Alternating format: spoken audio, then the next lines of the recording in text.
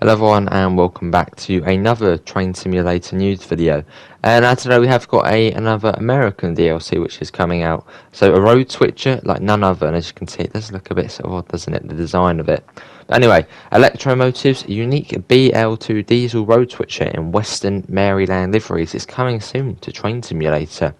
The unique motive BL2, designed by legendary EMD chief Richard Dick Dilworth as a road switcher with a splash of style and panache, is coming soon to Train Simulator. Dressed in two Western Maryland livery, the BL2 will be joined in this upcoming DLC by WM Alco FA2 and the GE 44-tonner diesels, and a selection of Western Maryland freight equipment. In the mid-1940s, despite the competition of other locomotive builders such as Alco, Baldwin and Fairbanks Morse, the electromotive division of General Motors lorded over the North American diesel market. EMD's fantastically successful line of streamlined F units had, by 1947, morphed from pioneering FT to F2 to F3, and the classic F7 would join the line in 1949. But EMD's dominance of the diesel market nonetheless had one notable weakness: the road switcher.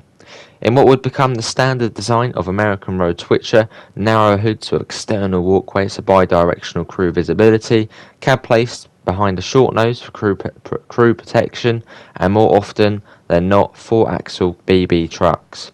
The road switcher had made its first surge in the marketplace with the Alco American Locomotive Company 1000 horsepower RS1 of 1941.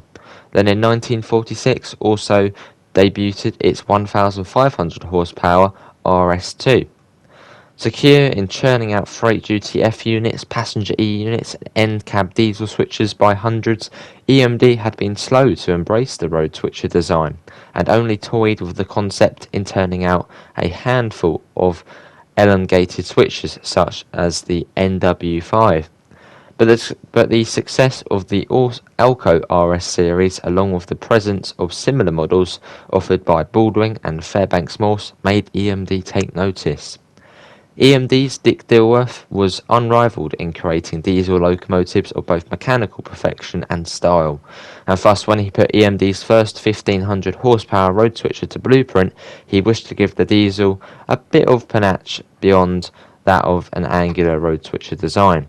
The result, in form of the EMD BL1 demonstrator number 499 of 1948, was a semi-streamlined diesel with a beveled rear hood and slightly narrowed nose to provide bi-directional visibility. Internally, the BL2 was for all intents and purposes identical to the EMD F3.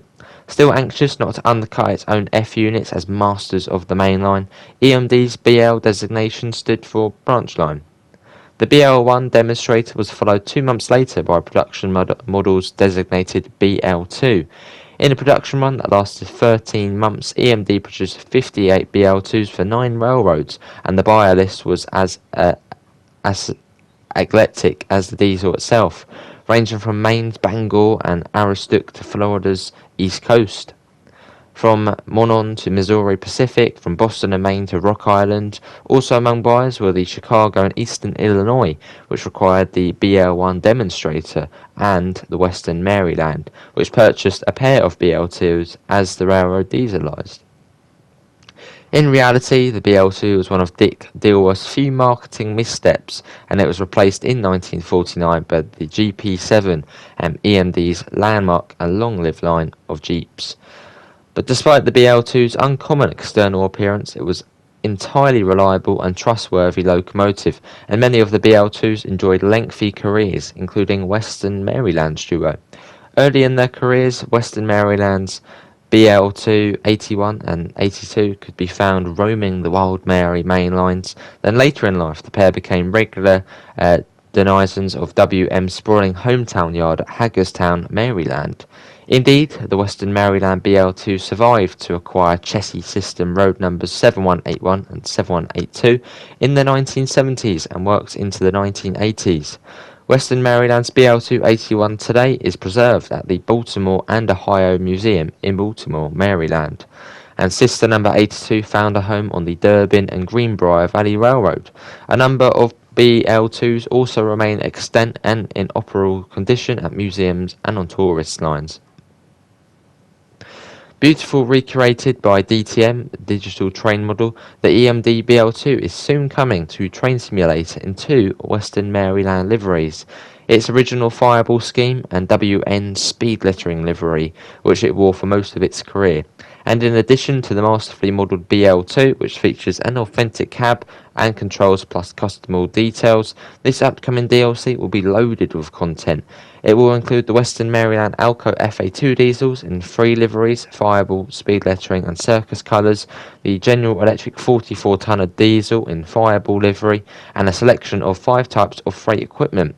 The BL2 will include a selection of realistic career scenarios on the popular CSX Hanover subdivision route, which was originally a Western Maryland route. And yeah, get ready to climb aboard the distinctive road switcher unlike any other. And yeah, that is coming soon to Train Simulator. Obviously another great article by Gary there. It's quite an interesting loco design, isn't it? It's yeah, it's odd, but it'll be cool, and maybe we will actually end up getting it.